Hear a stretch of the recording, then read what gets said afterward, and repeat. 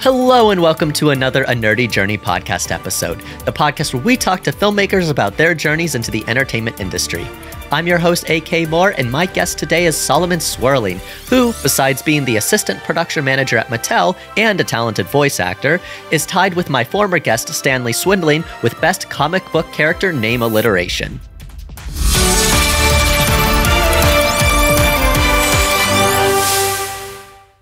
Solomon, thank you so much for joining us here today. And Kanish, your cat as well, thank you for sitting maniacally on his lap. You are truly a comic book villain today.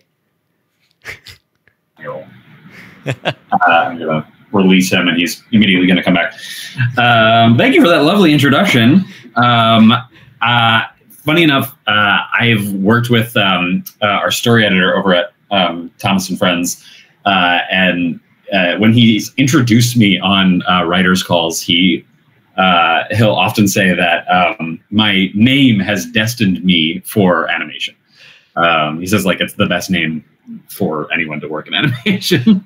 I don't know if I would say destined you for animation, but definitely destined for greatness of some sort. You can't just like skate by with a name like Solomon Swerling. Like that is just too good. I know. I've always said that I need to like write something just to have my name plastered somewhere. I used to paint, and on my paintings, I would just write S Swirling, and I'm like, that in itself is like intriguing enough of a name. But if I wrote out my whole name or painted out my whole name, then it would take up too much of the canvas. But I feel like it would capture the viewer so well.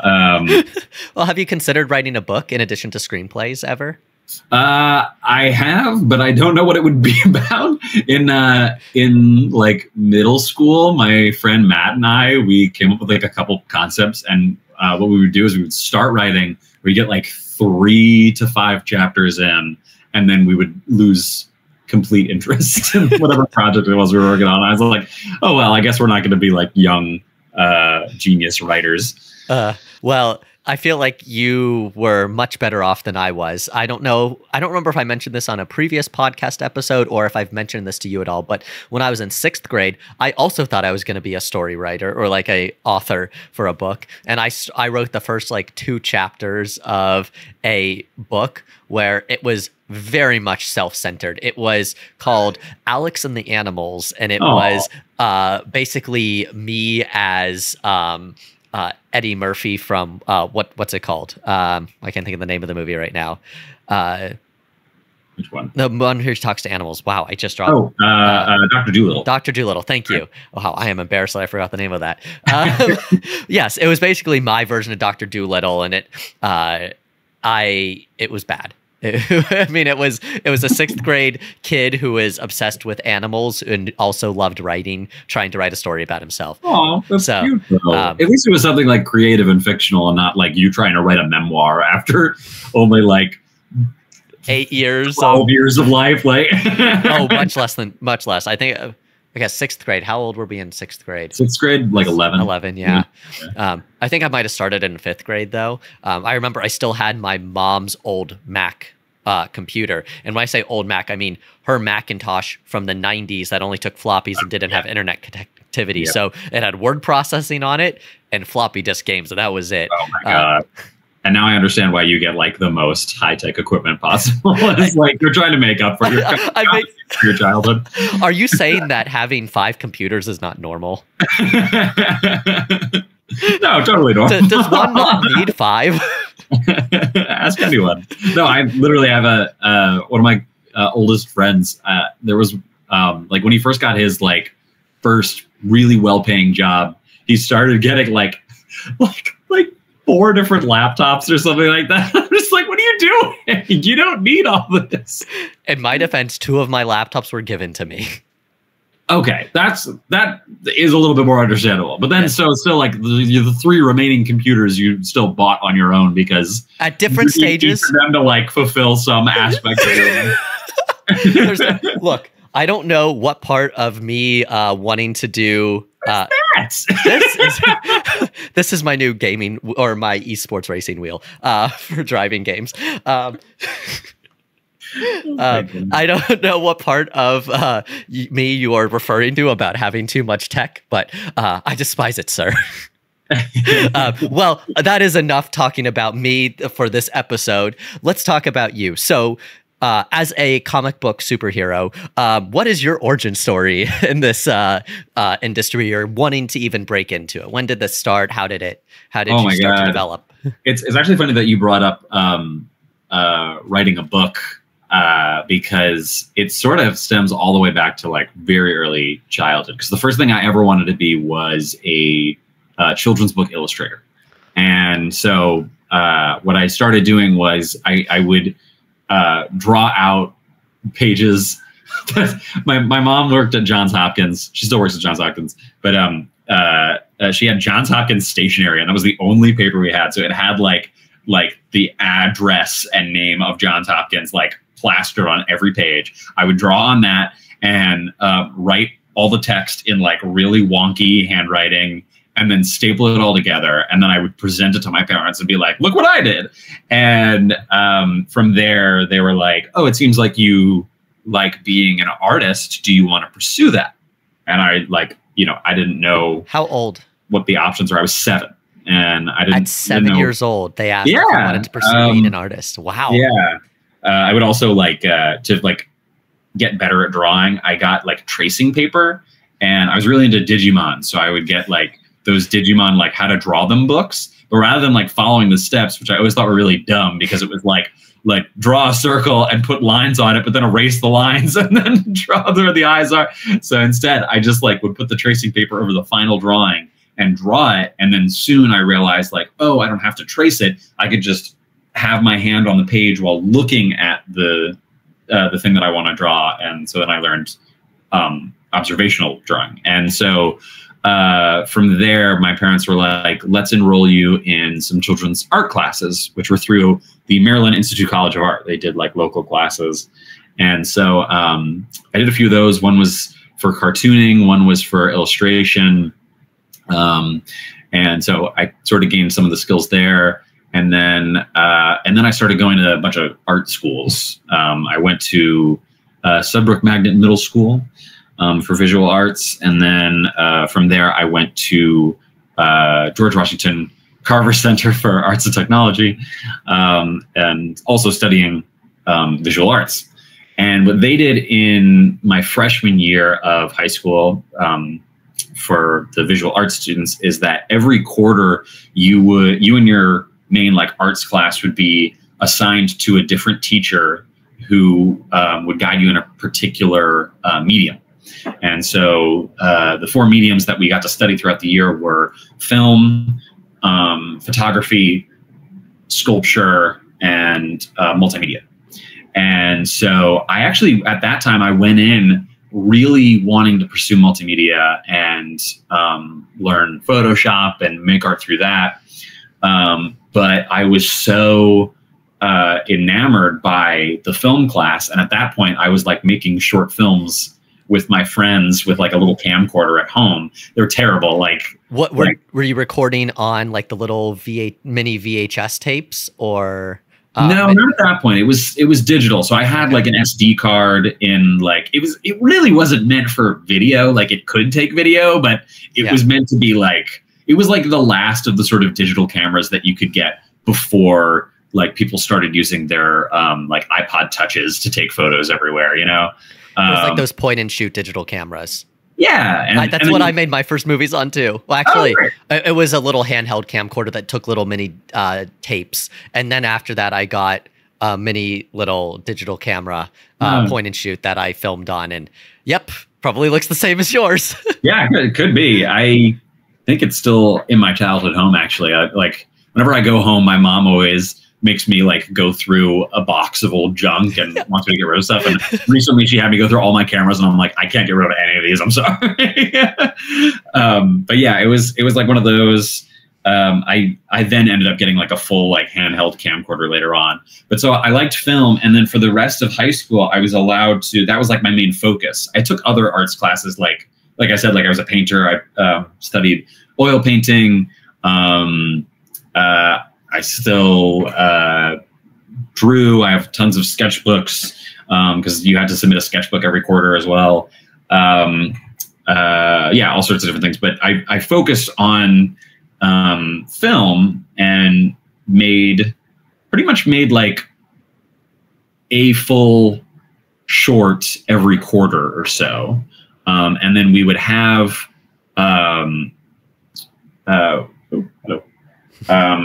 for those audios listeners, his cat just walked right in front of the camera. Yeah. You almost tripped. But we would have like premieres every half year. And so that's where we got to show off our films. And so I liked that enough that I was like, this seems like something I could be good at. It's something that at least this is the sort of industry I want to be in. There's also that like kind of fear, even when you're that young, to like want to pursue something that will be financially feasible for you in the future. Oh boy, that is not really the best idea, but definitely better than like pursuing being a full-fledged artist, because like my paintings were not good. Well, having seen some of your paintings, I know that is not entirely correct. I could paint a nice little wedding portrait. You know what? That is so much more than I can do. So much more than a lot of people can do. And it looks really good. And I know that's not your only good piece of artwork. You have a lot of other really good things. Thank you. It's good enough to be like a nice little gesture for someone, like a gift or like a party trick kind of thing. But I don't use those skills as a career. But we'll see. I'm still young, so who knows? Yeah, so then from there I went to Emerson College. Sorry, this is so long-winded. This is like no, it's once again, this is your origin story. We want to hear the whole breadth of it. Yeah, I haven't told this like whole long saga in a while. But could I stop you real quick before the college though, and just ask, what made you choose Emerson College? Okay, this is gonna expose me a little, I guess. I had a long list of different colleges. They were all on the East Coast. I wanted to stay on the East Coast. I wanted to be close to a major city. And I wanted to still leave Maryland because I wanted to be like far enough that I didn't have to like think about coming home all the time. And I applied to 3 schools for early action, and then the rest of them I was planning to apply to if I didn't get into any of my top 3. Mm-hmm. My top 3 were NYU, Northeastern, and Emerson. Sure. And NYU rejected me immediately. Like day of immediately, or like, like I think they were the first one I heard back from. Oh. Well, if it makes you feel better, I didn't get into NYU either.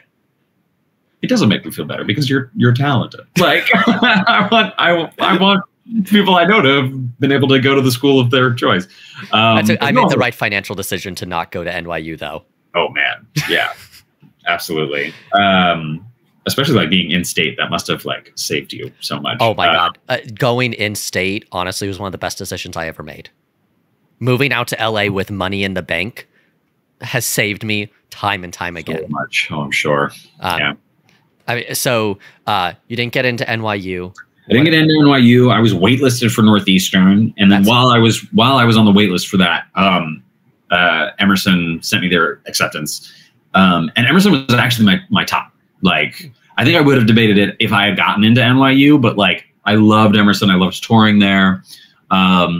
So I was really excited about that. And when I got it, I was like, oh my God, this is great. And so I said to my mom, I was like, should I still apply to those other ones? And she's like, why should we spend money on applications when like you got into your dream school? Just like go to your dream school and we'll make it work. And I was like, okay, fine. And then Northeastern eventually rejected me as well. So I got into one school, and it was the school I went to. Well, that still deserves some applause. You got into the school that you wanted to go to. And honestly, I guarantee you probably made the right decision to not go to one of the more expensive schools as well. You're probably, after pandemic and strikes and all these other things, you're probably very thankful you don't have, it's a little bit cheaper than NYU. And Emerson is still very expensive. I'm not gonna, in case anybody else remembers it, like sees this, I don't want to be like, yeah, it was cheap. Like, no, it's a very expensive school, but I got scholarships and stuff like that to be able to make it work. And yeah, certainly I could have been a help. So, but it's all worth it, because it was, I like to say that going there, this kind of sucks, is like, you know, for like higher institutional, higher education, like I didn't really like the classes there. The classes were fine. I just didn't feel that I got much from them, but I did get a lot from the extracurriculars at the school. Like the way that Emerson, the way that like the students ran, like all the films, all the TV shows that were being made, all like the creative projects, it was like its own mini Hollywood, where like, you know, everybody, because it's only like 4,000 people on campus. Wow. And people are posting flyers all the time, left and right, of like, here's my BFA, please come help me out. Or here's a show my friends and I have just decided we're going to produce. Like, you can do whatever you want on it. And it's a great way to like really prep your skills and get the experience. And then you can come out to LA or New York, and you'll already know some people who can recommend you for projects. So that's what I really appreciated about it. And I tried everything there. I worked a lot in like live TV, which was really interesting. I even like produced a comedy talk show at one point. Is there any record of this comedy talk show? There is. It's not my favorite project that I've worked on, but I am proud that I worked with friends to make it. It's called Cheese Tie. You can go find it, but I intend to. And for the record, college is the time for us to make shitty films in practice and see what works and what doesn't. It is the perfect time. And I think, had I gone into college with that expectation of, I'm not trying to make my magnum opus now, but I should be trying each one of these as more learning experiments to figure out what works, what doesn't, what do I like, what do I not like, I think I would have made a few different projects than the ones I did make. I also would have made some of the same ones, because I am very, very happy with some of the decisions that I made to try to push myself either creatively as a writer or as a director or even as a producer to get certain things off the ground. And I'm sure you probably feel the same. Yeah, I mean, like I said, I did so much. Like, I worked on animated projects. I animated, I directed, I acted in a few things. I produced a lot of things. Yeah, I think some of the things that I was most proud of actually were the stuff that I got to work on during orientation. Every year, like when orientation is happening, the people that are part of Emerson Channel, which was like the main place to make TV shows, right? People would get together and work on shows that a lot of it was like either introducing freshmen to what Boston has to offer or interviewing freshmen. And I got to work on all the different kinds of shows that they were making. And half the time I was like a TV personality, and the other half of the time I was like an on-street producer. And both experiences were really, really fun. And I think what I liked about that was that it was just like sort of continuing a legacy that was already created. Like, the formula was there. And then what you can do is you can take that and you put your creative spin on it. And so that's what I really loved about it. I mean, there were other projects where it's like, yeah, we're making it from scratch. And that's fun as well. Like, I helped produce a complete original animated pilot. Wow. And that was really fun. Yeah, I mean, then, yeah, there's when I look back at college, I think like a lot of the projects I remember is just like helping other people either craft or continue creating something that they had previously crafted. I think I've always been like that. Like, I have my own creative ideas, but I love being able to bounce off someone else and help them achieve like their creative goal. Honestly, it's so collaborative out here in general. Like when you're working in the film industry, so many of the jobs are collaborative, and it's a great skill to have to want to bounce off another person. I know that's why I like, you know, at least half of my scripts I've written with a writing partner or various writing partners, yourself included, because it's so much better to get the shitty ideas out first. Because when you're writing by yourself, you're in your head, you think this is good, and then you reread it or you give it to somebody, and then they give you all these notes. When you're writing with somebody and you pitch an idea and they're like, I like where you're going, but what about this? And then they build off of it, or they just say, yeah, that's a dumb idea. We shouldn't do that. And then you guys brainstorm something else. It's honestly good just to get all of that out first. Yeah, it takes all the stress out of it, and it's a lot more motivating to pursue a project as well if you have someone that is holding you accountable. Yeah, it's like a gym partner. Yeah, exactly. Yeah. I think there's like a lot of there's a lot of like writing projects that I had ideas for, or like I would talk about with people, and then I never pursued them because it's like the moment that I speak it into existence, it's like evaporates. It's like it was in my head for weeks, but then I spoke about it with someone and I'm just like, nah, now that I say it out loud, it's kind of lame. And you know what? I don't remember who I heard talking about this, but they basically said they would go to coffee shops, and while they were in line, wait, was this in Save the Cat? This might have been in Save the Cat, where they were saying essentially they would just talk to people in line at the coffee shop and like say, would you be interested in seeing a movie about blah, blah, blah? And they would just hear what other people's opinions were, because there's no other better way to see if somebody's going to like something than directly ask somebody. And obviously if you're doing it in LA, chances are you're about to talk to an executive somewhere. Especially a stranger who like doesn't really have a bias towards you or anything like that. Like, not your parents. Friends, I mean, I was going to say like true friends, I think would give you their like honest opinion about something, as honest as they can be without like trying to hurt your feelings. But, but most of the time it's like, they're going to soften the blow a little bit.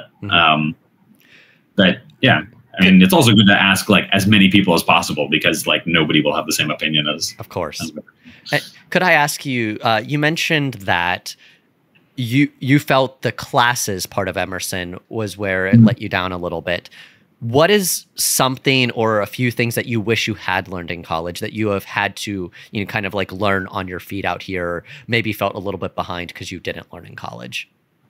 Yeah. So I mean, like college, it's interesting because I was pursuing like their general film program. And sorry for all of our How I Met Your Mother fans out there. We did not do it immediately, but you and I do it together all the time. Maddie and I do it. No, it's fun. But what it felt like was sort of a repeat of what I did in high school. Like I went into it in the same kind of mentality that I was doing all of my extracurriculars, which is like, I might as well try everything so that way I have some knowledge of every aspect of this industry. So that way when I get out there, I can be like, yes, I know how to do X, Y, and Z. But the problem with that was like, I didn't hone in on the things that I was most successful at. And I found that actually coming out here, it is a lot more advantageous to people to have a skill in something than just be like jack of all trades, just have a general knowledge, like because like knowledge. General. Like we were just talking about how like I like helping other people craft their projects, and that's great. Like as someone who wants to pursue producing, which is what I ended up doing. Like I still focused on things, and the things that I focused on were like the basics of animation, because I eventually decided that I wanted to go into animation, and as well as producing. I took like production management courses. So at the very least there, like I got a basic understanding of how to do those things, which did prep me perfectly for I'm a production manager in animation. So like, great for me. No, honestly though, great for you. That's no small feat. And it was. We'll talk about that in a bit, I'm sure, but it was a journey getting to that point as well. Was it a nerdy journey to get to it? Play the theme music again. I don't know how you. Yeah, play it right now. I don't know how you want me to react. I don't. I just kind of wanted you to roll your eyes and move on. Sorry to derail you with that. No, you're fine. So yeah, you were kind of just mentioning about. I also focused on the jack of all trades aspect. I think because pursuing one thing specifically is kind of scary, because then you start to think, but what if I need to do other things to make money? Or what if you also want to know, because you're a curious person, what are all these other things, so you know how it fits into the whole. And I think that does actually make you a better filmmaker overall, if you understand all the little facets, so you can temper your expectations and actually lead a set. And when you come out here, like you're kind of getting a fresh restart. Like, it doesn't really matter what you did in college. Like, if you want to start being on set, you come out here, you find a gig, you meet people, and then it just grows from there. And then from there you can like figure, what's the thing that I want to focus on gearing myself towards, while still having that knowledge of like, oh, okay, I understand how all these like other jobs work.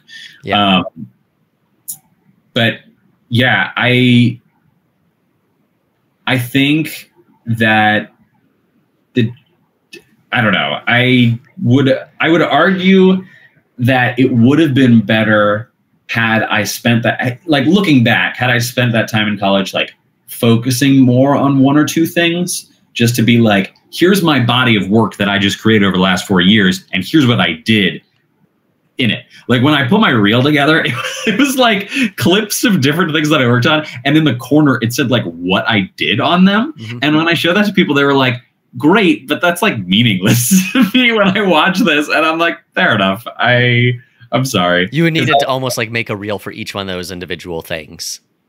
Yeah. But it wasn't like, it wasn't enough of each one of those, because it would have been like 3 things where I was a director and 3 things where I was an editor, and probably the most came from like producing, but yeah. So nonetheless, you rounded out college with a crap ton of various different things that you did. Yeah. I think what also helped me is that I did a lot of internships. I started out being an intern on House of Cards. That's impressive. How did you get that internship, if I might ask? Nepotism. No, it's damn. sort of a nepotism. It's kind of a recommendation. It was like, my mom worked with a man who knew a guy who was the head of transportation on the set.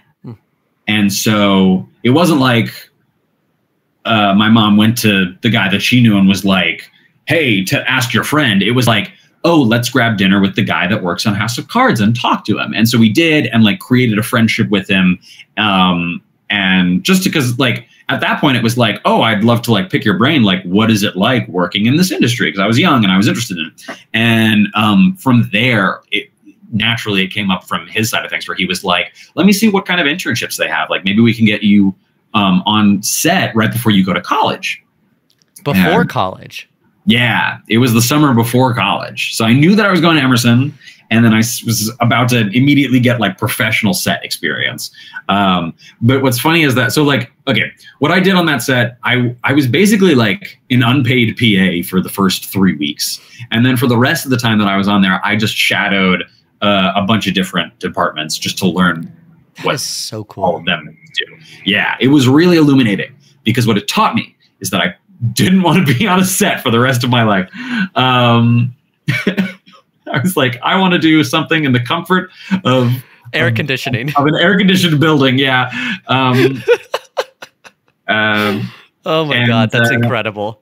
And like the most advice I got on that set was from people that were like, if you want to work on set, just go start working on set. Like, you have the connections now. Like, if if you just decide not to go to college, like you can become a PA either on this set or something else like local to here, and then grow your connections and your network, and then just keep working. Like you don't need to go to college for film. And I was like, well, I've already been accepted and I want to, so and I want the college experience, so I'm gonna go. Yeah, and I don't regret that. Like I still loved having gone to college, but it is good advice for someone who's like kind of debating whether or not they want to go to college for film. What I was told is, if you're interested in film and you want to make your own film, especially like write and direct, what you should do is you should go to college for a completely different subject, learn everything you possibly can about that subject, and then write a screenplay based around that subject. Then you go to Hollywood and then you start pitching because now you're valued as an expert in a field that most people don't know. You're not entirely incorrect with that. I mean, if we look at Andy Weir, for example, although he's not a screenwriter, he did write The Martian, and Project Hail Mary is currently in the process of getting made. So, and he was not a writer to begin with. He was a scientist of some sort. I forget what type, but he was a scientist. Maybe he still is. I need to do my research before I talk about things. Anyway, back to you, Solomon. Take it away. Let's see, where were we? So you did this amazing internship before college. Yes, I did that. And that definitely, I mean, what's funny is that I put that on my resume when I was like applying to like the extracurricular gigs at college. And they were all like, oh my God, House of Cards, like this guy knows his stuff. And they were right. And I was like, I know how a set runs and I could be on it and be professional. I guarantee you that. And so I would do that. But from there, like every year I had a different goal. So originally when I started college and I knew that I still wanted to be in the entertainment industry, I really wanted to be a voice director. I had a love for voice actors and the craft of voice acting. And I was like, it seems like it'd be a really cool job to be in a booth with actors and directing them. Because I at certain points, I really wanted to be a director, and I loved working with people in that capacity because I loved directing in high school. And so I was like, there's got to be a way for me to do this. Maybe I can shadow a voice director, or maybe there's like an internship for that. Instead, what I ended up doing is I interned for a radio station for a little while. There was another radio station where I actually worked. That was 88.9 WERS, which was Emerson's station.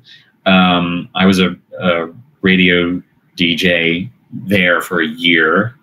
And then eventually I realized, well, this isn't really getting me the experience of working in voice acting and voice directing. This is just radio.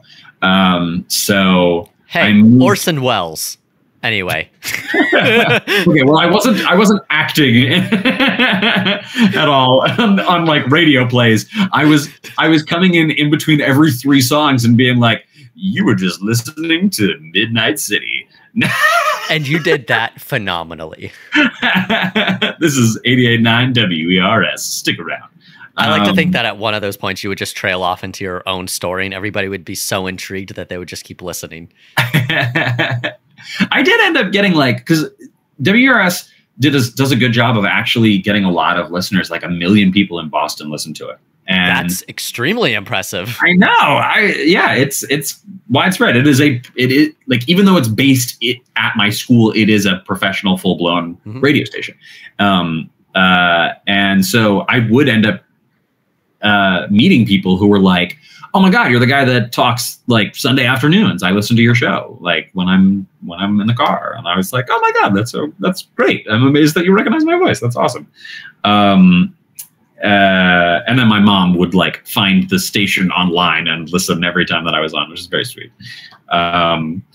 Okay, from there, we're going through the whole journey. From there, I realized that an easier way to get towards being a voice director, or a potentially easier way to getting to be a voice director, is working in animation, is finding some role in animation. And at that stage, I also pivoted my courses so that way I was focusing on animation and realizing like, you know, I don't have to be a voice director. I could be a producer in animation.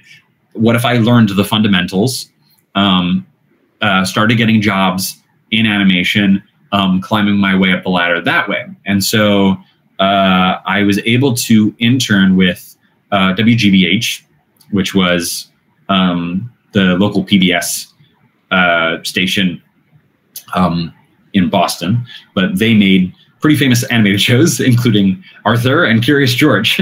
And so, really, well, you might want to do a quick Google search. No, I have no clue what aardvarks or yellow hats even look like. And I didn't even say anything about those.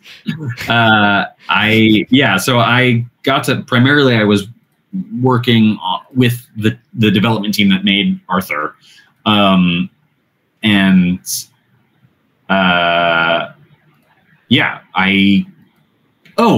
totally forgot. I also interned for a magazine at one point, and it was a Jewish lifestyle magazine in Baltimore, and they allowed me to do graphic design for their website, photography, and I also made a short YouTube series for them called J-Word of the Day. And J-Word of the Day was basically like me doing like little doodles with a voiceover that was explaining like, this is what this Hebrew or Yiddish word means. It's how it's pronounced and what it means. And I had that series on my website, and I got, supposedly, according to the person that hired me from WGBH, that was like the main factor that got me hired, which was they saw that I liked making my own sort of like family-friendly content, and that I had a passion for it. So, was that like family-friendly Yiddish phrases?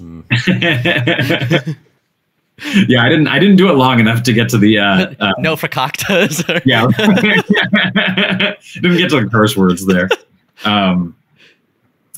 Even though there's like a million ways to say loser, right? In Yiddish, I don't know if I even got to one of those. So then I worked at WGBH for that was the summer before my senior year of college, amazingly they were in their like 21st season of Arthur, and they already had the script written for the very last episode, which would have been 4 seasons later. Wow. And so I got to read it. and I was like, is this real? Is this official? And they're like, yeah, like we don't know what's going to happen in between then, but like we are planning the ending, and it's going to happen at this point.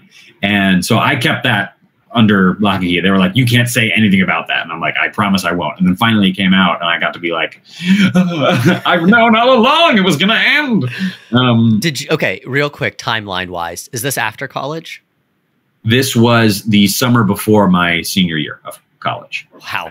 You were a busy college student, sir. I did a lot of it. I did 5 internships. 5? Oh, yeah. I guess the year before college, or right before college too. Yes. So I did House of Cards. I did it was a Baltimore local rock radio station. I did the magazine. This is JMR Magazine. WGBH. And then finally, my last semester of college was when I came out to Emerson, LA. And when you come out to their LA campus, you have to get an internship somewhere. Do they help you? They can. If you're really struggling, they'll like help connect you with someone. I never really utilized that.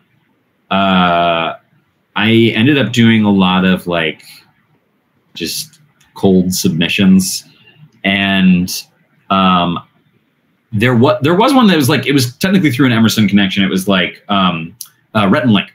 Oh. Rhett and Link, I don't know if they still do this, but every semester they hire Emerson interns, and it's like through, I guess, the Emerson career advisory thing, or their whatever their internship office is, I guess, where they just like have a deal, and so like you can apply through like Emerson's portal, and they did offer me an internship. It was unpaid, and I was very excited. Film internships. Yeah, right.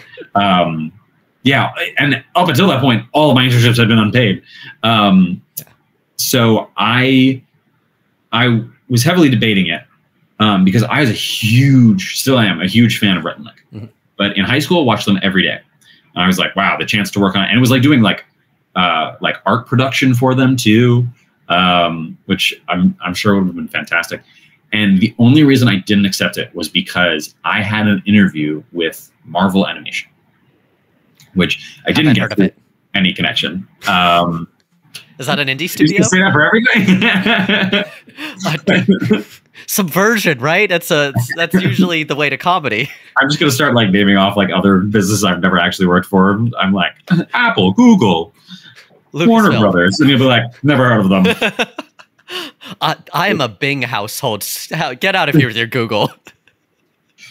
Bing, Android. What's Warner Brothers? I'm Disney. You mean Warner Brothers Discovery? Right. Yeah. And Paramount is soon to be something else. Who knows? Maybe. Yeah. Potentially. It seems like everybody wants to buy them, but nobody can close the deal. This is the worst episode of Deal or No Deal I've ever seen.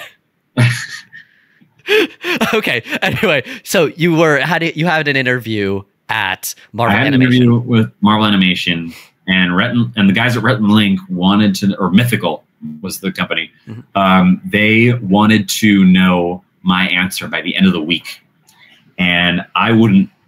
I think that Thursday I had my my interview scheduled. And so I was like heavily debating, and I was like talking to my family, my friends. I was like, what the hell do I do? And my family were the ones that were like, you might as well see if you can go for the Marvel internship, because like you're already halfway there. If you don't get it, you can find something else. It seems like you're having a lot of success getting in at least your foot in the door for some internship. Mm-hmm.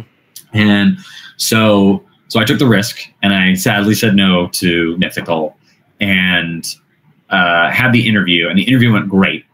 But I was still like, oh, I don't know. Like, I know that it was down to me and like 4 or 5 other people, and yeah, and then they brought me on. It was the name. It's destined for animation. Yeah, right.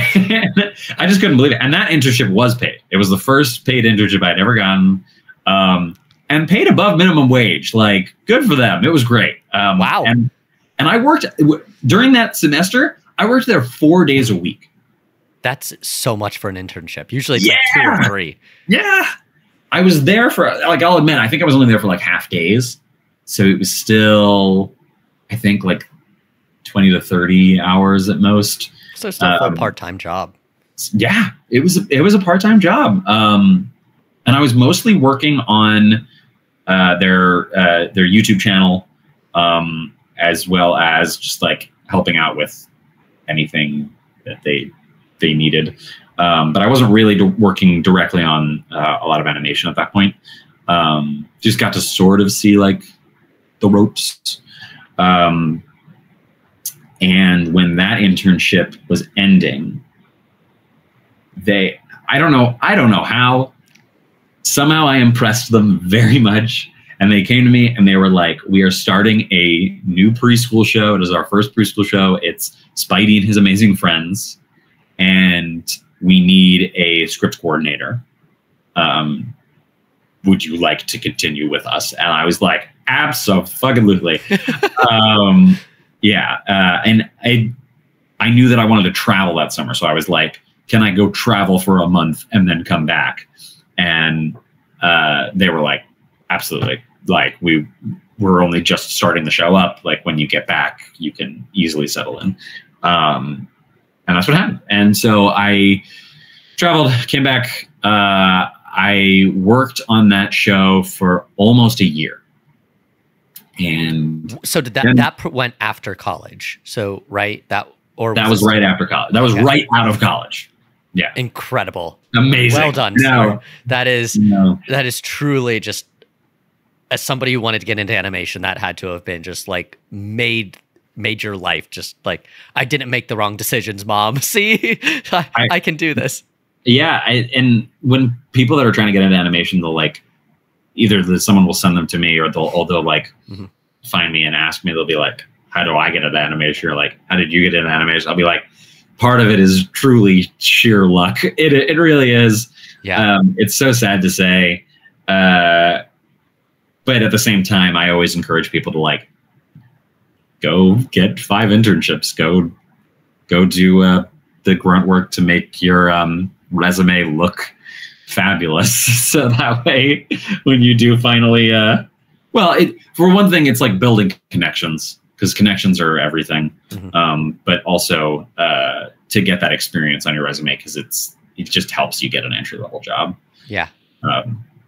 Yeah, I know that's sort of cliche, but no, it's true though, and I think the more people hear different ways that people have done exactly what you're saying, the better. Because there's not one way to go and find an internship. There's not one way to go and even get experiences beyond potentially internships that get you the connections that get you the next thing.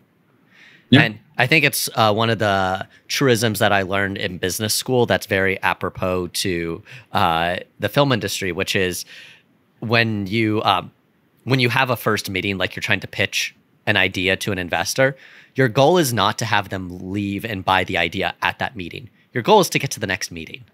Yeah. So, and because you want somebody who's going to like you and you want to prove your worth with them.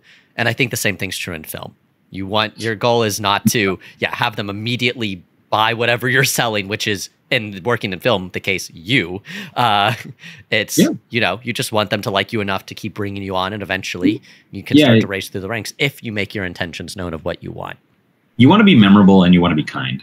I found that that's honestly even more important than having the experience, especially coming out here, is like if you can show that you are a great team player, you know how to work professionally in whatever area that you're in, and you can somehow stand out with a little bit of charm, then you are it's more likely that people will take a chance on you and bring you in, especially for an entry-level position.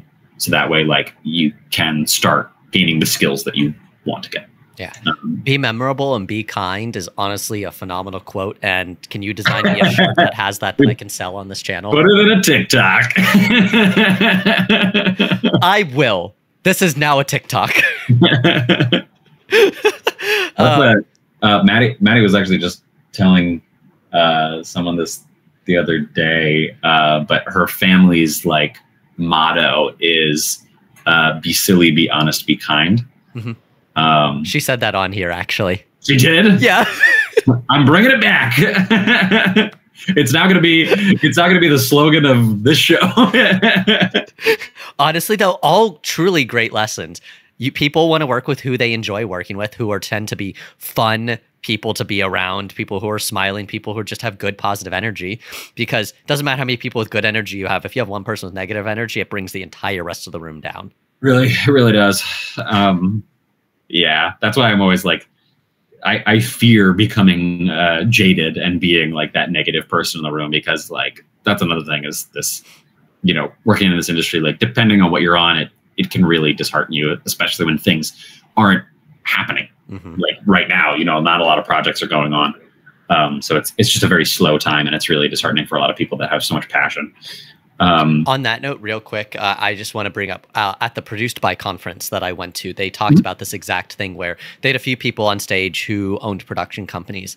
And they mentioned that at each point in time they were trying to break in, somebody told them that, oh, you just missed it. Like, you just missed the big time when everybody was getting in. And then, this is someone who was breaking in the, early 2000s. Like, oh, yeah, sorry, you missed the good time. That was back in the 90s when they were buying things for $1 million. Or somebody was trying to break in around 2008. It's like, oh, sorry, writer's strike. Nothing's going to happen ever again. And like all these points in time when these people were saying that everybody above them was saying you chose the wrong time to break in.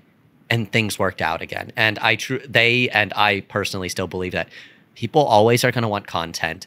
You look at people saying, oh, we only want short TikTok content now, but that's not true, because I just watched an 1.5 hour Defunctland video yesterday about kids, what's it called? Wanadu City. What was that? What was the name for it? It was called Kids, Oh, I can't remember the name of the video. But anyway, it was basically about all those kids theme parks. That was where you pretended to be an adult. And I've seen them say that about like it's the Gen Z brain rot. Yeah. Is that you have the attention span only for a 15-second clip or a 6-hour video essay. And honestly, it's not entirely wrong. I think Martin Scorsese might be trying for the 6-hour video essays at this point. But hey, you know what? There is still an audience, it seems, for any time frame if you're just making a good product. Look at Inside Out 2 is doing phenomenal right now. And it deserves to be. That is a great movie. Really guys, good. if you're listening, go and watch it. It is so good. Yeah. It made all of us tear up. And I think that everybody in our immediate friend group thought it was as good, if not better, than the first one. I think everybody definitely thought it was better. It has there's that one review of it that was saying like it's the Toy Story 2 of Inside Out, and that I mean it's Inside Out 2. Yeah. It did the same thing that Toy Story 2 did to Toy Story 1, which is it took this rich lore that they've created and just expanded on it in a way that like could only make it better. And they don't need to like spend the time spoon feeding us of like, here's what the story is. I mean, they have like their montage in the beginning of like, here's what's been going on and here's what we are again. But it takes like, it's just so quick. And then they can make it so much more complex and also like the allegory in it for how you deal with anxiety and how anxiety manifests in your body was just it was perfect. So Maya Hawke was incredible. And I think all of us working in the film industry can relate to a bit of the anxiety. Oh, for sure. Especially building to like a panic attack. And yes. Going back to you not wanting to work on set anymore. Yeah.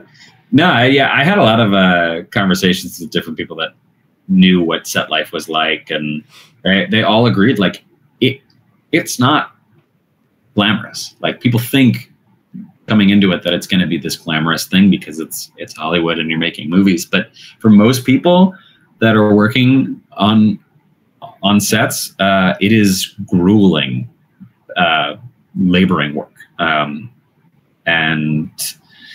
I respect the people that do it. I don't think I will gladly help friends out on their sets. I can't do it as a career. I know myself.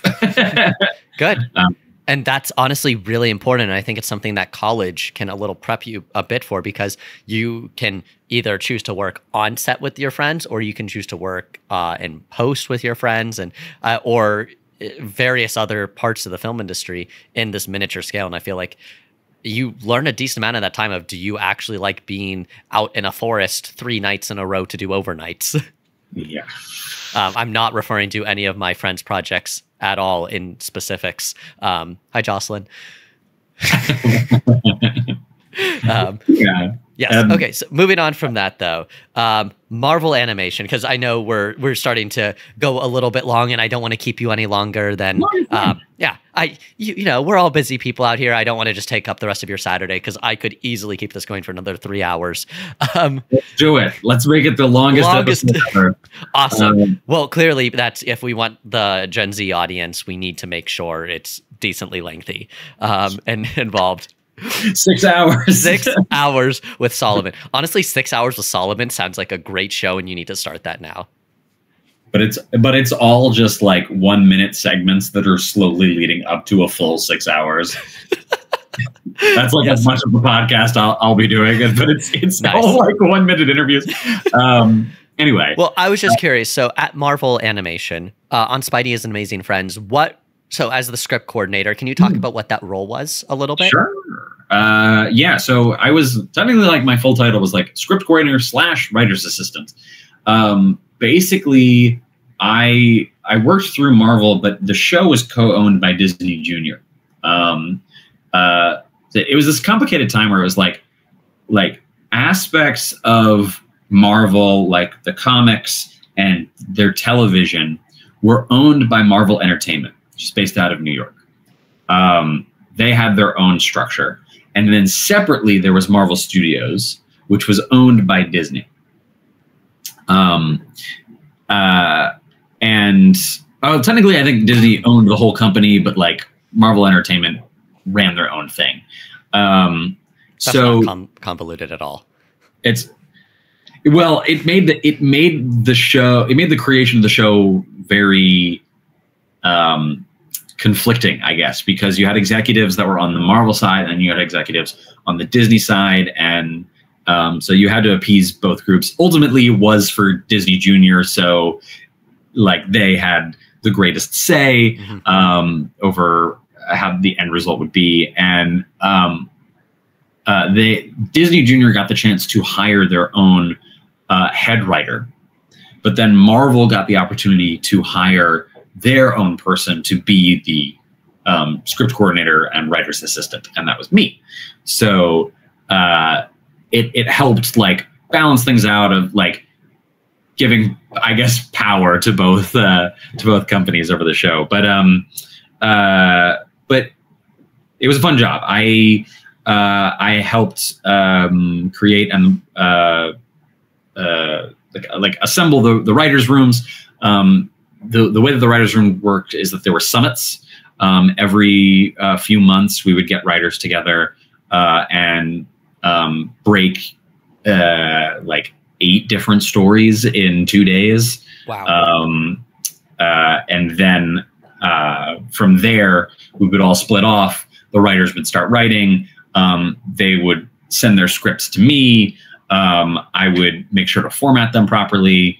Then I sent them through to all the proper channels that needed to give them notes, and then send it back to the story editor so that way the notes could be implemented. And then also just like helping out with whatever other needs they had. But yeah, the summits I think were my favorite part. What's funny is that like a lot of the writers were based out of France. Interesting. Because the head writer was like based out of France, and so for some of the summits they flew in, and for the other summits they just zoomed in, or at the time it was Skype, Skyped in from France. And so me and my boss, who's the director of development, had to find the right time where we could sit in for a 6 to 8 hour day while they're doing the same thing in France.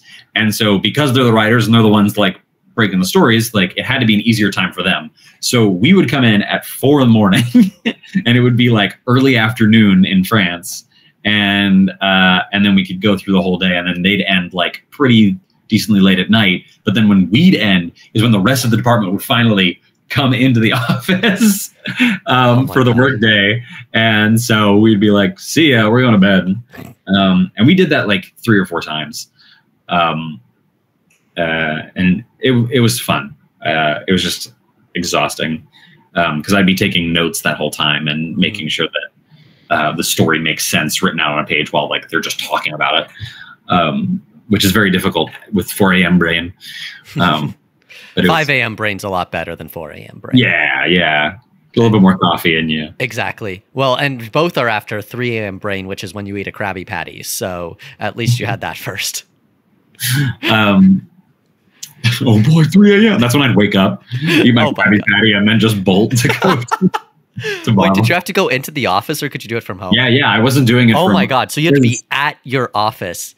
Yeah, in retrospect, I don't really know why. I think it was just like holding both me and my boss accountable so that we would like be there together, but ultimately it wasn't really needed. No, if it's all remote, like yeah. Anyway, wow, that is exhausting is the only word I feel like you could use for that.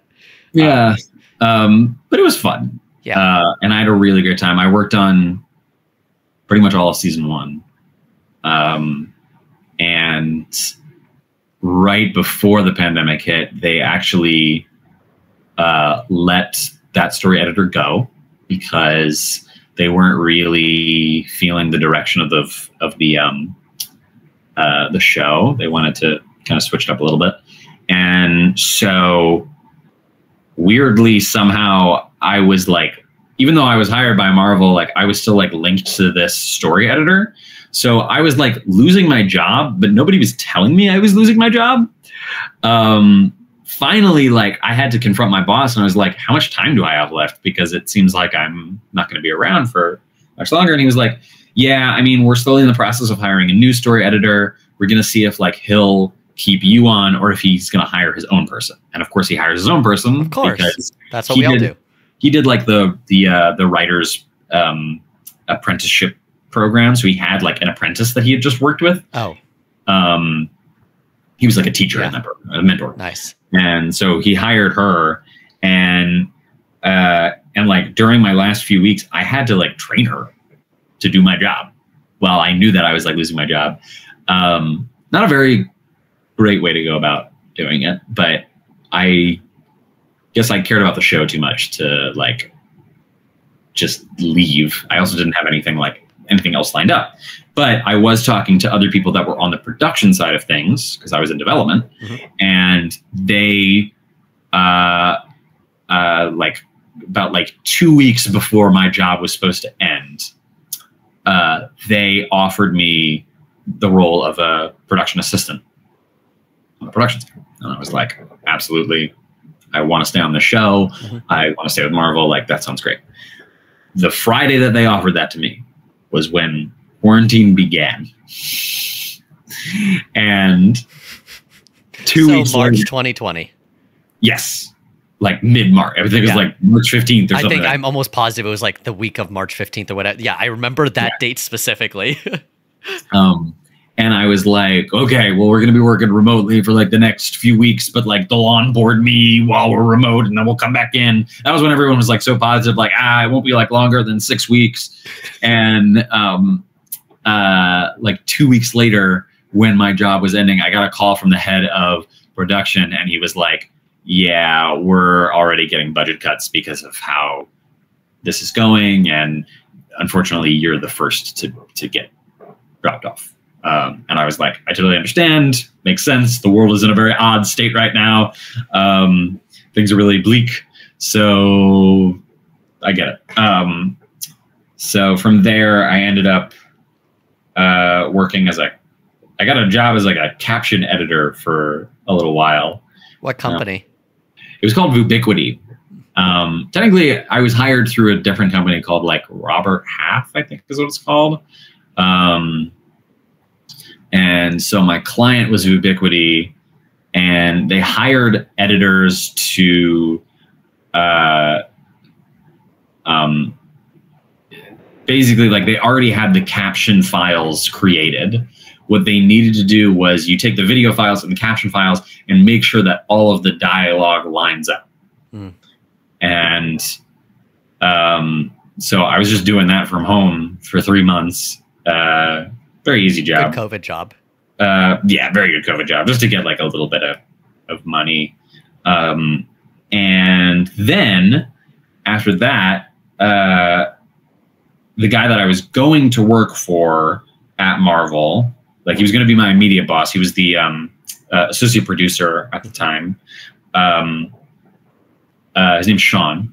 He called me and was like, hey, are you still looking for a job in animation? And I went, yeah, absolutely. I'll take anything. And he's like, that's great. We need a production coordinator over at Mattel. And I'm like, oh, you're at Mattel now? And he goes, yeah, I'm an associate producer at Mattel. And we're starting up on these shows, and we're looking for new team members. And I was like, okay, great. That sounds good to me. And he was like, okay, my line producer is probably going to like reach out to you in the next couple days. Hangs up. 5 minutes later, she calls me and gives me the rundown of the job, asks me about like my qualifications, like what experience I've had. And like, I immediately got that job. It was incredible. And I've been working on Thomas and Friends ever since. That was on that call, she was like, oh, by the way, the show is Thomas and Friends. And at the time I was like, oh, like the stop motion trains. Okay, sure. And what I didn't know is that it was the 2D reboot that is now out. It's Thomas and Friends, All Engines Go. That was your creative decision that led to that. Yeah, I my first day, I was like, what if it was a squash and stretch cartoon and the engines bounced from one track to another? What if we did that? And they were like, you're a mad genius. No, I came in and I saw that that they were doing that, and I was like, oh, thank God. That means that the imagery of old Thomas won't haunt my nightmares. Honestly, it's so much better.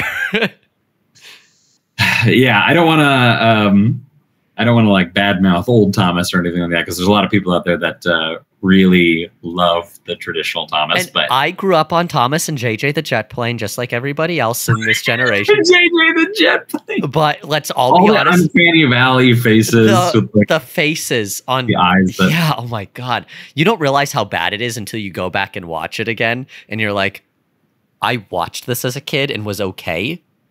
What mental issues did I get from this? Amazing. The thing that always freaked me out as a kid when I was really young was either when an animation had different animation styles coming in, like part of it was 2D and part of it was 3D, like Code Lyoko. Jimmy Power Hours, did they mess you up? That one was the only one that I was okay with, because I actually liked the Jimmy Neutron characters becoming Fairly Odd Parents characters, because I was like, ooh, that's so satisfying. Best crossover of our childhood. It was ultimate. That was the MCU of our childhood. It really was. That's what we all wanted more of. Yeah, it was like mix of styles, or like live action stuff I didn't really like, especially like a mix of animation and live action. But of course I don't feel that way now. But yeah, there was a certain like Uncanny Valley about like early CG that I didn't really like. But Jimmy Neutron, somehow I could get through it. Like Jimmy Neutron, I didn't mind. I loved Jimmy Neutron. I mean, his dad is still one of the all-time best TV dads, I think, that we grew up with. That's where you get your humor from. Oh boy, I don't know how to. Yeah, one time I sat on a banana and it changed my life. Oh yes, true story. Yeah, Jimmy Neutron, like I didn't think looked bad when I was a kid, but as an adult and I watched a few episodes again, I'm like, that was really rough. And I definitely think the hand-drawn cartoon style of SpongeBob or Fairly Odd Parents was more appealing as a kid. And once again, I did love Thomas. I just think that I like the new designs better. They're less horrific. Yeah, they're a little easier on the eyes, but old Thomas fans hate it. But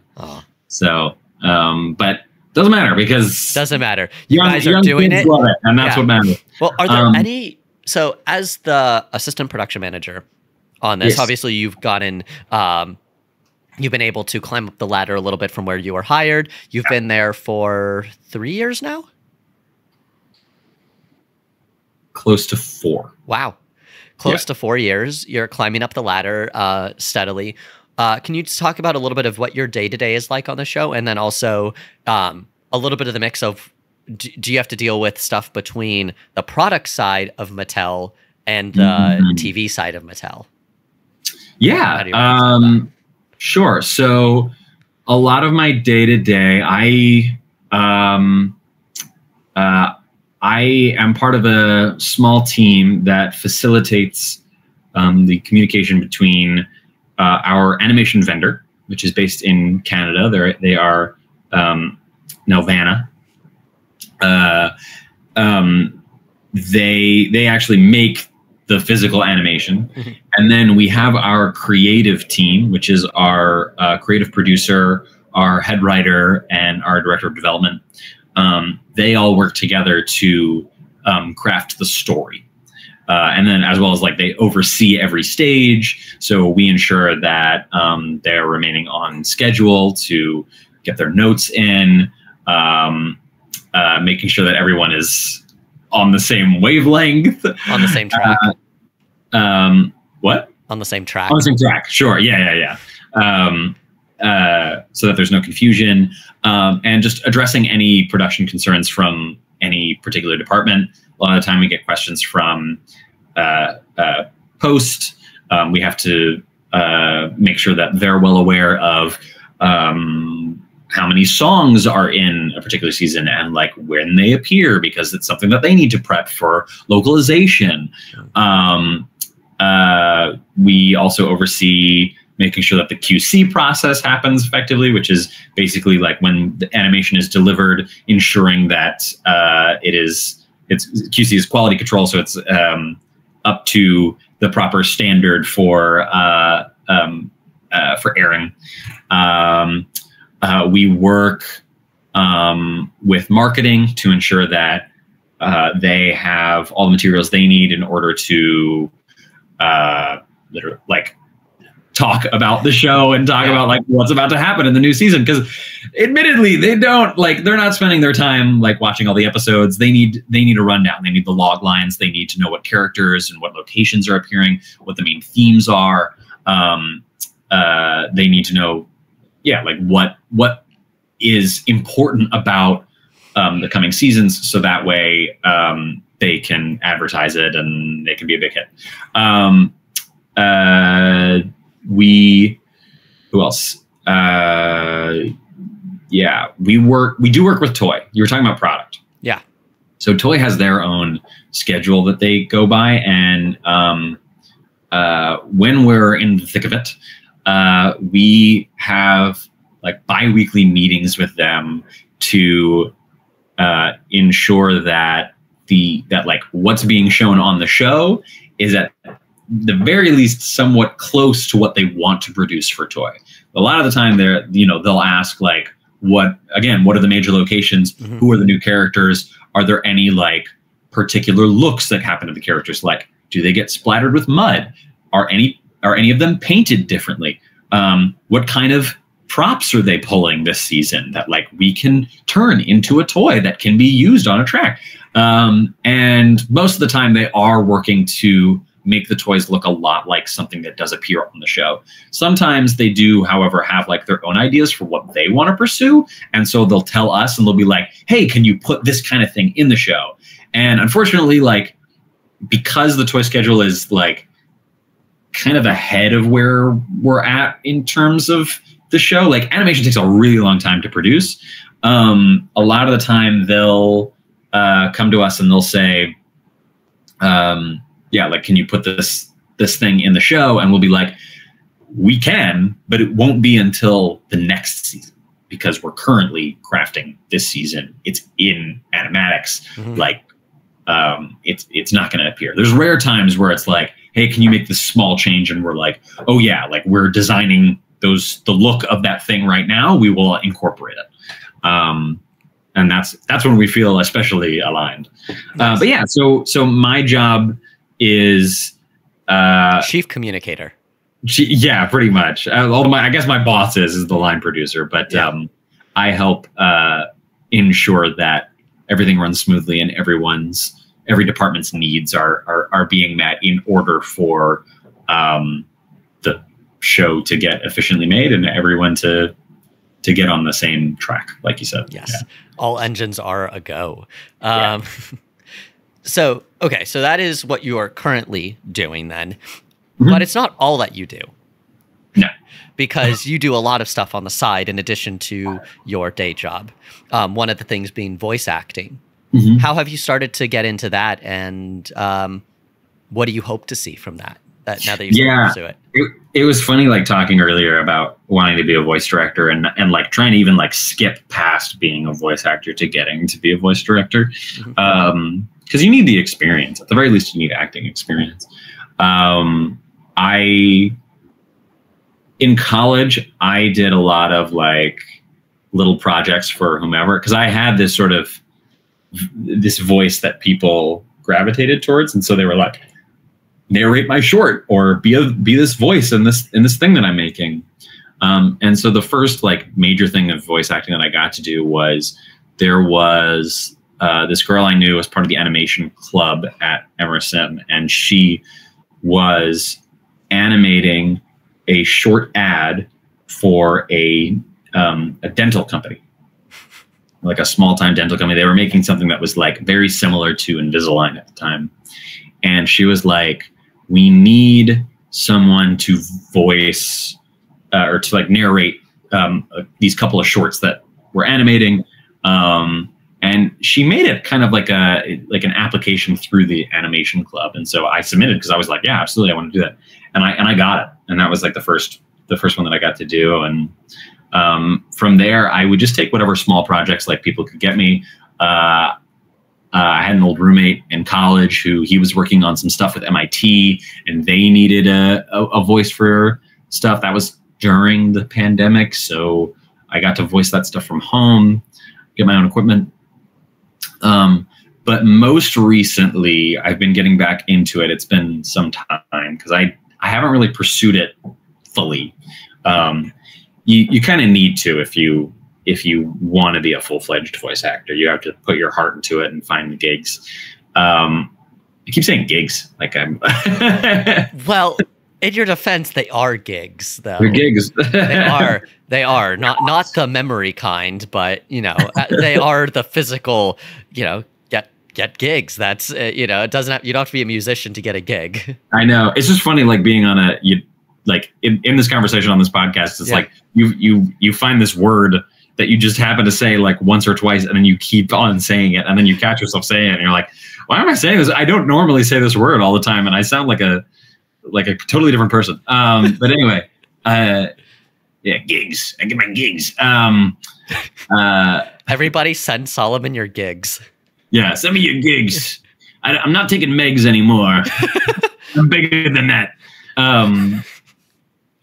Terrible. And so, yeah, what I've been able to do recently is, thankfully through Maddie's dad, another lovely case of nepotism, is he is an animation director, and he has been working with, I always say the California Health Institute. That's not the name of it. I think it's the Department of Disability something. Department of Disability Assistance, maybe. Basically, he was hired with a few other guys to create a series of shorts, animated shorts, that explained to Californians with disabilities what they have access to in terms of their rights and like financial aid, like things like that. And so the series of shorts are all explaining that.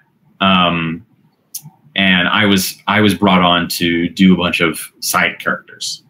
One of those side characters is named Baskin Robbins, and he is a motivational speaker that all has like ice cream pun pieces of advice.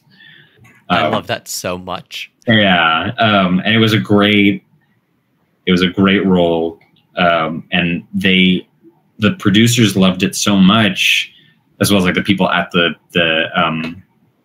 at this department, that they were like, hey, we want to use this voice more. We want to like make more internal shorts that basically help teach the people that we work with what our programs are. Give them it's a kind of an introductory sort of thing. And so I've been doing that over the last few months, where it's basically that character, Baskin Robbins, like narrating, but it's kind of like he's leading a seminar. And it's been really fun. And this has just been the newest way that I've been getting back into it. I got I was sick for a time, so I had COVID, and so they sent me like the professional equipment that I needed so I could record from home. That's and fantastic that they were so accommodating. For a while. It was really great, yeah, because then I use it to help like make a reel. And so, is that reel public yet, or are you still working on it? Not yet. Okay. I'm still working on it. I would love to link it if once you have it. Yeah, once I get it, then we can. Oh, I can go back and add it. Yeah. So now I'm scheduled to take like a voice acting class.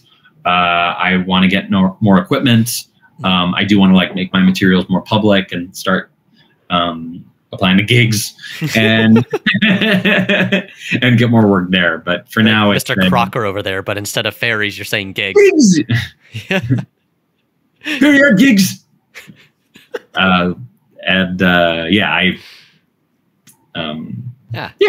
just getting back into it, and it's a slow process, but I'm getting there, and it's definitely a dream that I'm pursuing, and I hope that I get to do that. Another thing that's like as a callback to earlier in the conversation, like a skill that if I hone in on it and I get really good at it, then people will want me for it. And you talked about what you kind of wish that you had done differently in college. What are some things that, looking back now that you've been out here for 6 years now as well? Yes, 5 years? 5 years. 5 years. Since 2019. Yeah. Early 2019. So what are some things that you wish that you had done differently working in the industry, if anything? Or things that you wish you had known, at the very least, that you know now? I think that I would have liked to spend more of my free time focusing on other personal projects. I sort of abandoned that, and I'm only just getting more into it now. And that's what keeps me going. Because like the day-to-day job is fine, but it's not always creatively satisfying. And it just helps so much to keep the passion going, to work on friends' projects or like come up with your own ideas and continue working on that kind of thing. And I just somehow like lost the motivation. And I think the pandemic was definitely part of that. I think looking back, I wish that I had spent more of that time focused on doing something, say like finding voice acting jobs, because I know that there were like animation was still being made at that point. And so they still needed voice actors. Career wise, I feel like I've been doing okay. No, I think you absolutely have been. I mean, you're still young, and you're working on a decent sized show. Yeah, major brands. Major brands is all I've worked on. Yeah, exactly. You have done so many major brand things. I mean, look, at 18 years old, you were working on House of Cards. I don't know how many people can say that. That's already impressive just from that. And they didn't get rid of you on the first day. So clearly they liked you. Yeah. So, I mean, that's every single one of those things is just a huge milestone, I feel like, of constantly working up. And, you know, it's wonderful that, you know, this voiceover gig that you currently have, they loved the one side character that you did so much that are bringing you back. So it sounds like everything that you're doing is along the right track in the first place, which is fantastic. Yeah. Trains can only go one direction on those tracks. So yeah, I mean, I think I've set myself up for a solid start to a career. And right now I think, because, you know, like animation has slowed down as well, and I won't really have this job forever because it's contract based. And I mean, you know, we'll see. I just hope that I can keep working on major animated shows or like something new. I mean, I've only really worked in the preschool space and on major brands. Like, I would love to work on even like a new adult animation, or even something that's considered like for quadrant, which is it's for everyone pretty much. Something like Avatar: Last Airbender. I'd love to work on something like that and get to understand the difference there. But yeah, I think as I'm growing now, like, would love to lead more of a team. I don't mind where I'm at. I think it just you're looking for the next steps. Yeah, I'm sorry. This is where I'm stumbling right now. I'm looking for something a little bit different. But we'll see. Like I said, it's slowing down right now, so I don't know how realistic that is for the next year or so. But who knows? Fingers crossed. Everybody was saying that they got into the industry at the wrong times for the last 30 years. So we Yeah. have to make do with the cards that we were dealt. And given the fact that you have good cards of the house variety experience, I I always, feel, yeah, I feel I like always we're feel going to like be on the right track. I always, sorry, I always feel like I've been so lucky over the last like 10 years that it's just going to run out. And like as soon after this, it's just going to be like, I'm not going to get anything. I think we're all more resourceful when we need to be than we realize. Yeah. Yeah. I think you are someone who's great at networking and keeping in close contact with people from all areas of this industry. Right. That's probably another regret of mine is like, I haven't done a great job of expanding my network or like keeping close with a lot of those people. I think like it takes a lot of time. I keep the friends in my life that I want to constantly be around, and I happen to work in the industry. Yeah. And so that's like kind of my form of networking.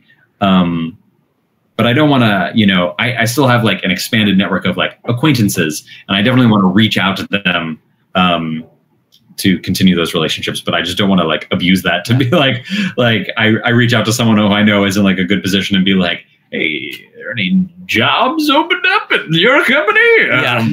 Well, and that's partly why I'm busy most weekends or so many nights is because I'm trying to maintain those other friendships that are kind of still on the acquaintance friendship line and just trying to push them into friendships where not trying to get anything out of them. I just truly want to be friends with them. And then in the future, one of us can hopefully help each other out because you never know where anyone will be. I would love to be able to sell one of my adult animations and have you on the team. I would love for you to be able to sell one of your projects and have me somewhere on the team. Like it would be lovely for all of us to just be able to continue, working with each other. We didn't even get to talk about how you and I write together. So well, we can save that for the next one. And to round out I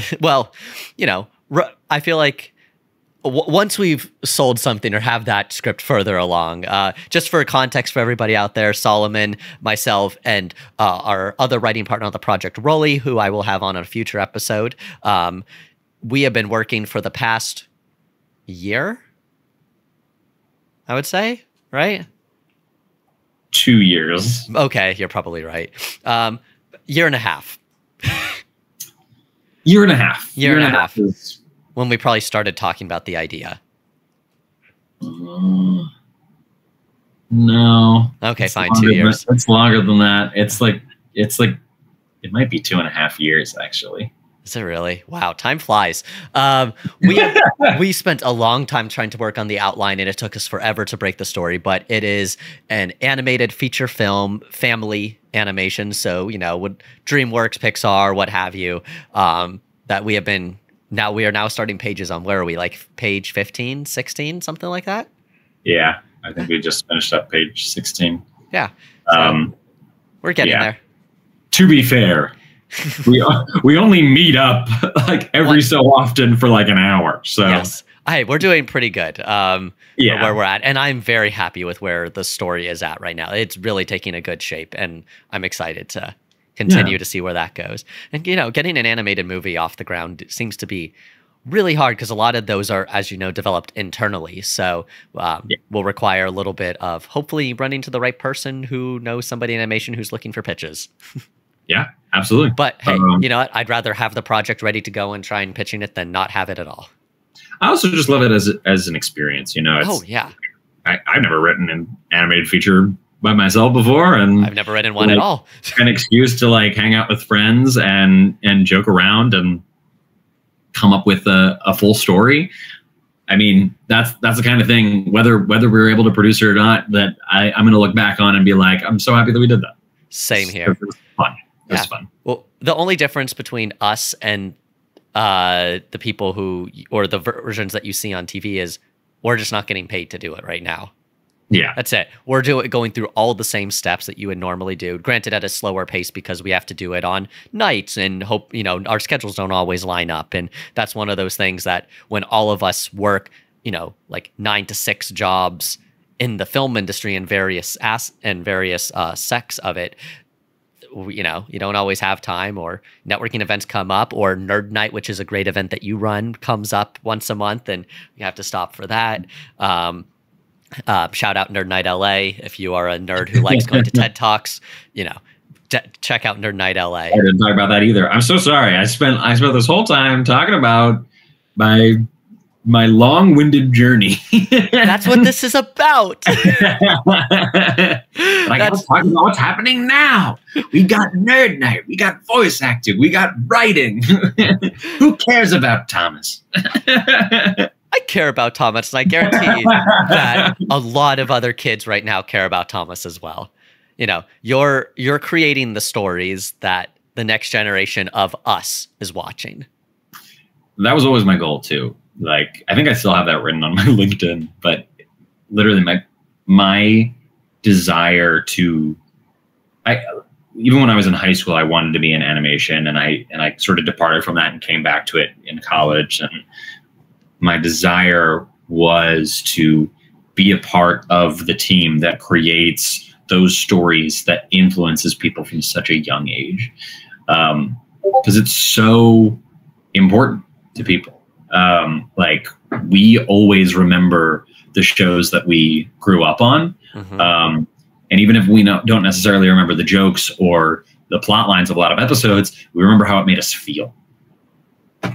And I would love to be remembered for having made something that impacted someone like that.